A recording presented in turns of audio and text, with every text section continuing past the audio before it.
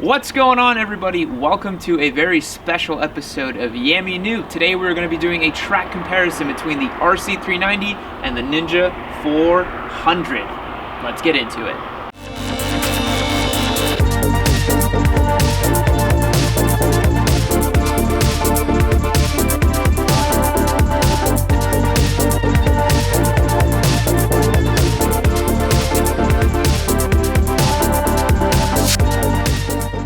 So the reason we're doing today's test is because this is our giveaway Ninja 400. If you guys don't know, we give away motorcycles here on the channel. So if you click the link down below, go to yammienoob.co and get signed up there and figure out how you can win this motorcycle for free, or the CB650 or the DRZ 400. So that's pretty sweet. But today's video, I wanted to compare and contrast between these two motorcycles. You guys may have remembered that we did an RC390 back earlier last year in around March or April. We had a giveaway RC390 that we did. Lovely bike, and this is actually my personal secondary track motorcycle that I keep here at Harris Hill Raceway where we are today. This is a great bike to really get out there, rip some laps consistently, learn how to ride. It just feels so good on track, and all the skills you learn on a little bike you can take to the bigger bikes and you start feeling really good. But I see a lot of comments of guys being like, oh, Yammie, the RC has reliability issues, it has some weirdness about it, it's a weird European bike. Why not go with something like the 400? There's tons of people running these track prep, there's tons of guys turning these into turnkey race bikes for you to buy and go out and have some fun. So let's talk a bit about the differences between these two motorcycles and why you might want something like this or something like this. So the first thing you got to note is these two bikes actually have very similar weight and power characteristics. So this little RC, it weighs about 370 pounds. It's motivated by a 373cc single-cylinder engine. I believe it makes about 45 to 47 horsepower, right in that A2 compliant state.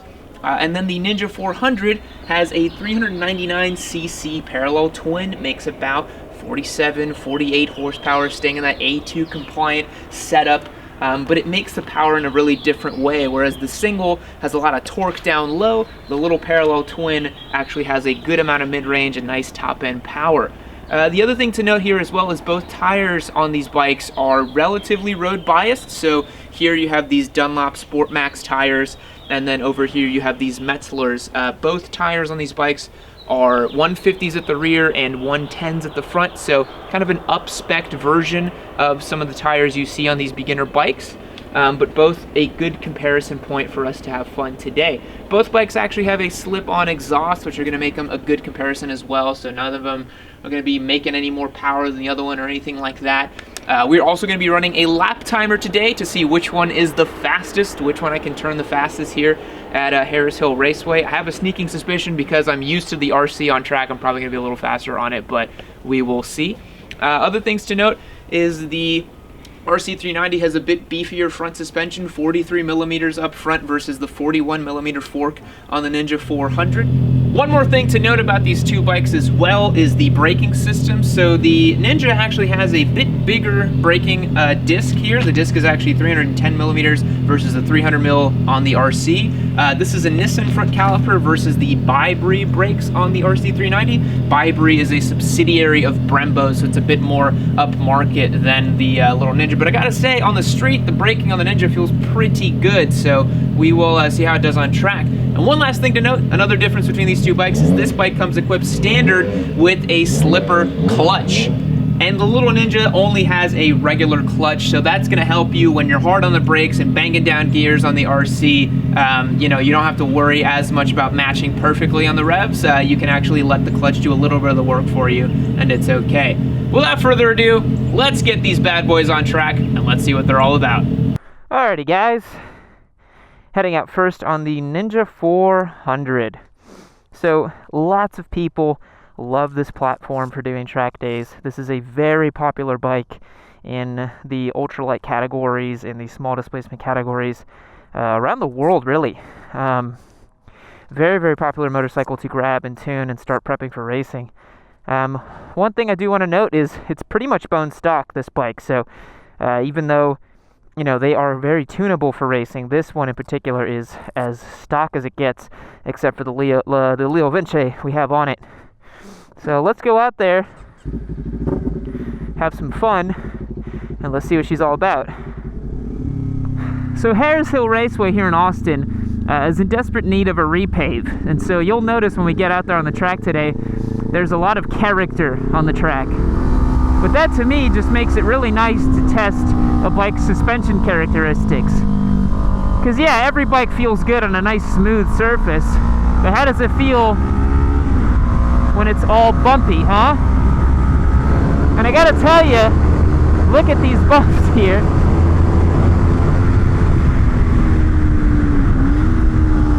The Ninja feels really stiff, to the point where it's almost a little too stiff. One thing that is nice about the Ninja over the RC is the gears are a little bit longer, and there's a little more power at the top end. So you feel like you can get down into third here, and maybe you can stay in third. You maybe not need second gear. Power out right through here. The first thing you notice back to back between the Ninja and the RC are the ergonomics. Without a doubt, a real bright spot on the RC are the ergonomics. For track work like this, it makes it really awesome. There we go. Throttle tube as well is a little slow to react.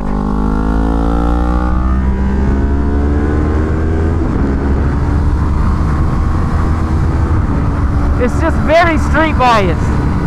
The RC is a bike where, without much preparation, you can take it out on track and have a lot of fun. The Ninja, you're gonna have to make a couple mods. Key among them would be clip-ons. I wouldn't do a damn thing to the engine though. Just slap an exhaust on it and you're good to go.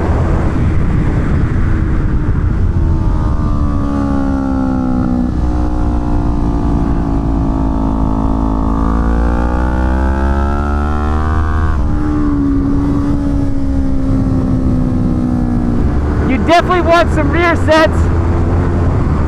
It's quite low. I've dragged the peg a few times now. The brakes work super well though for this category of bike. But you just have to remember, it's really street biased. But that doesn't mean it's not a great platform.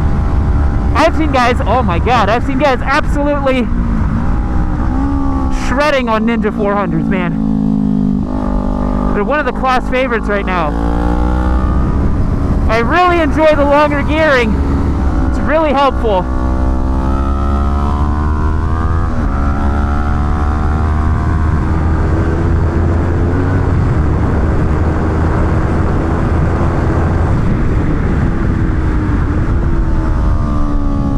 Carry tons of speed through here.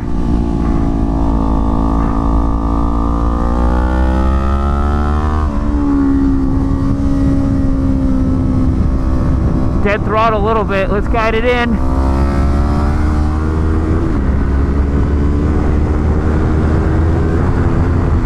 Another bright spot for me is the transmission on this motorcycle. It works absolutely flawlessly. Works super well. The RC does feel a little backyard built, which is kind of its charm. But I have not popped out of gear once on this bike. Whereas on the RC, I probably would have by now. The other thing you notice less of on the Ninja is chassis flex. Even though they weigh about the same, the chassis on the Ninja 400 is quite good. Very stiff. I don't notice any flex while I'm out here banging down gears and getting on the throttle. With the RC, you actually do notice it flex quite a bit under heavy cornering. Hamming it up for the camera a little bit. Yeah, this is a great bike, man. It just needs a couple tweaks. And it's so good. The transmission is phenomenal. Oh, shit. We're good. That's why I love riding these little bikes, man. You'll be going like 35 and the tires start squealing. So fun. Alright guys, let's pit out and jump on the RC, and we'll compare and contrast, shall we? Jeez, 141. Miserable. That's so slow. I've been running like a 138 here. Oh no. Oh, little Ninja's fun, but it's not very fast, is it?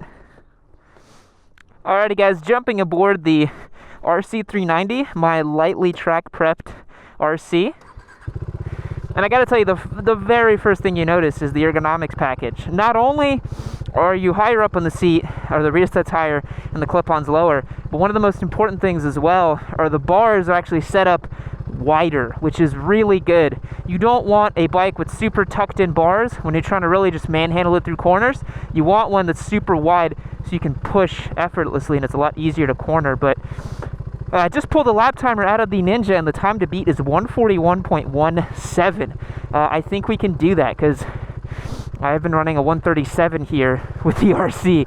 So hopefully I don't go 4 seconds faster with the RC390. That would be a little embarrassing for the little Ninja, but I do feel like I can go pretty quick on the RC. It's a bit of an unfair advantage because I am used to this motorcycle. This is my track prepped bike, so I know this platform pretty well. Hey, there's Reed. Let's go play, Reed.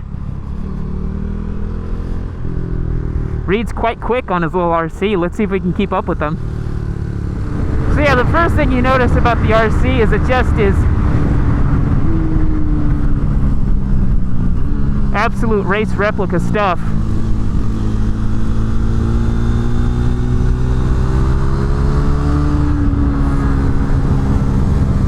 And so yeah, like I mentioned, the transmission on the RC is just one of its weakest spots, really. There he goes. But it is just built to do this kind of stuff, man. You can just feel a sort of racing pedigree about it. It just wants to do this kind of stuff, which makes it a worse street bike. See, there it went. It just popped out of gear. It'll do that, man. The RC really does feel like a bit of a backyard motorcycle. But yeah, you do feel a lot more chassis flex on the RC than you do the Ninja. The RC just also feels like a bit of a pocket rocket, you know? It's just its tiny little bike, which is great. Jeez, Reed has a lot of entry speed on there with those tires. I should probably stop trying to keep up. The gearing's a little shorter than the Ninja, and the motor doesn't rev as high. So if you're used to sport bikes, the RC feels a little funny.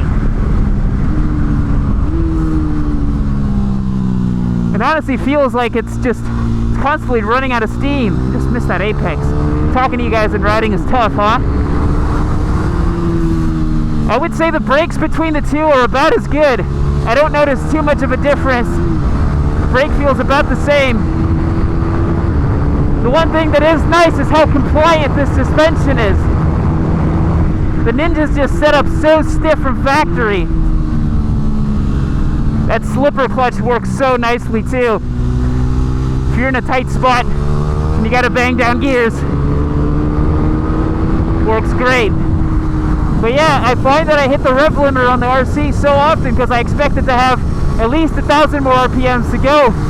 But that single just doesn't rev out the same way the parallel twin does in the Ninja. But I don't notice a big difference in power. The one thing I do notice is how compliant this suspension is, man. I really like it. The Ninja, particularly for a bumpy track like this, is just so effing stiff. I'm definitely going to try to set hot laps on both bikes without talking to you guys, because this is pretty tough to do while chatting. The RC really just asks you to wring its neck, man, in a way that the Ninja just doesn't. Now we're playing.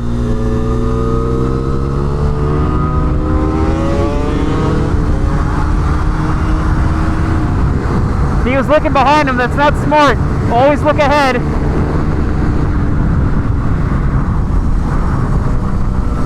These guys are holding me up a little bit.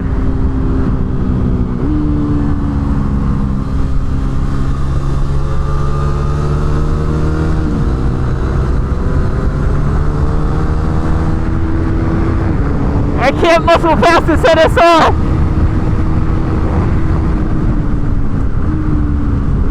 Don't look at him, look at your line. Yeah, baby.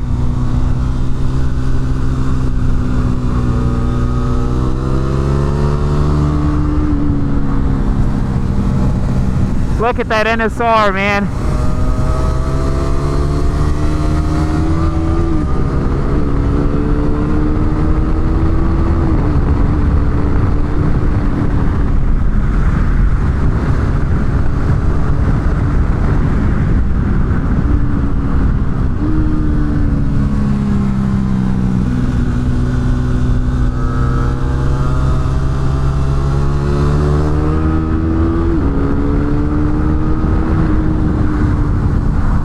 Try to chop him up on the inside. I could have gotten him. We're not racing though. This is a track day. There's no competition. There's no trophy at the end of it. Pretty sure that's a Daytona right in front of me. Yep, it is.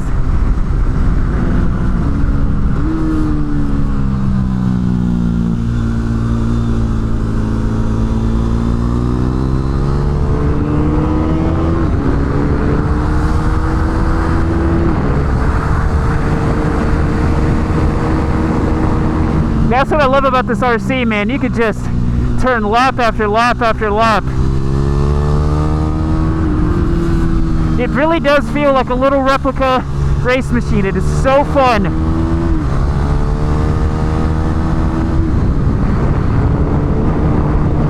But again, you sacrifice for that street ability. 137.66 on the RC, so 3.5 seconds faster than what I did on the Ninja. But I think that's just because I'm comfortable with the RC. I've ridden this bike out here. I know exactly what it's gonna do.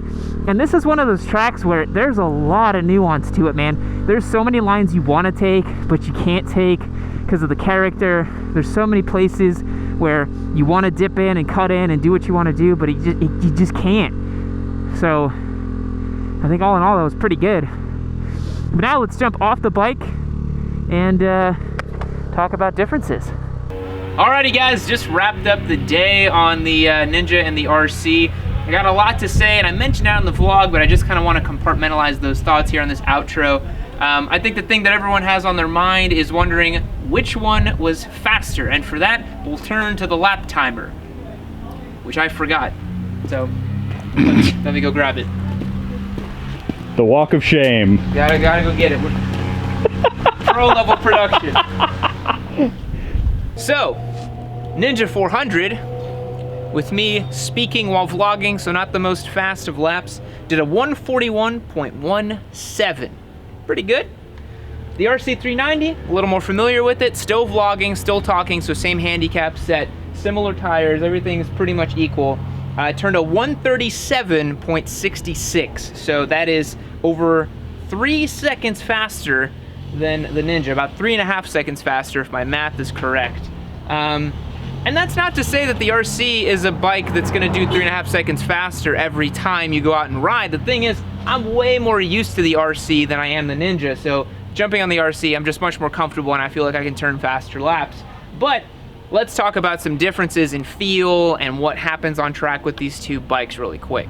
So, big difference between Ninja 400 and RC390 on track specifically is the ergonomics package. The Ninja 400 is gonna come with a much more upright ergonomics package than the RC390, and that's very apparent. And on the street, you're gonna want something like this. It feels nice, it's comfortable to ride. We actually had to ride this bike down here today to the track because I don't have a trailer or a truck or anything, so I literally just rode it down here. This bike lives here at this track, so it wasn't a big deal. So once you start flicking it in, once you start having fun with it, you're gonna wanna start modifying the Ninja, you're gonna wanna start doing things to it, and that's, I think, the reason why these are so popular for racing programs is because they're a great platform, right? You get one, you start tweaking it, modifying it to your exact taste, whereas the RC390 is, in my opinion, out of the box, ready to go, have some small displacement sport bike fun on track. It's a lot more turnkey.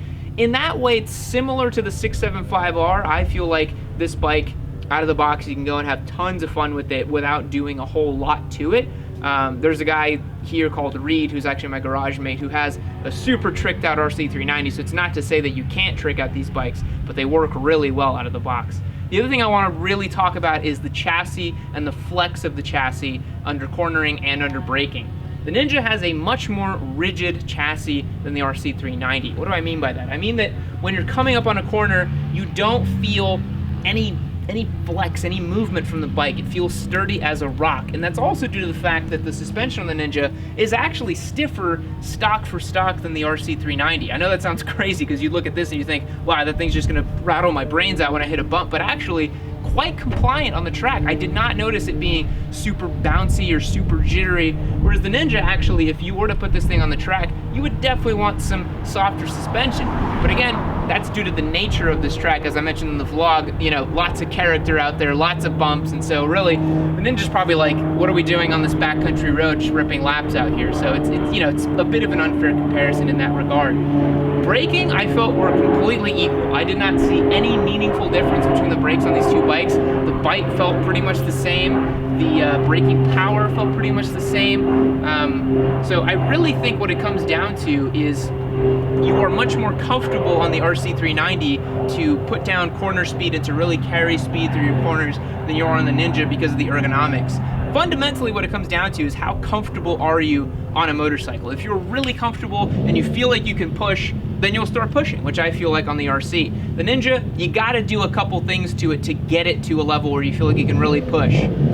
But that makes it, you know, a really great bike to modify and have fun with. But overall, regardless of whatever bike you own, take it out to a track, have some fun with it, because even though these bikes are not specifically track-oriented machines, this one's pretty track-oriented, this one is very street-oriented. It is a blast to hit some apexes and throttle out on these two machines. So you really can't lose with either one of them, but this one did lose in terms of lap time, so that is the thing. Thanks so much for watching, thanks for tuning in. If you want the chance to win this very Ninja 400, click the link below, go to yammie.co and you can get yourself signed up. It has now been blessed and baptized by yours truly at the track, so that's pretty cool. I think that's pretty cool. I'll catch you guys in the next one. See you later.